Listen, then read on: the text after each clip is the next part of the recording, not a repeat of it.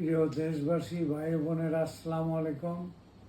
যে যেখানে আছেন, খুব খারাপ দিন গিয়েছে। বিগত কয়েকটা দিন অনেক খারাপ। এখন ইনশাল্লাহ ভালো অবস্থায় আছেন।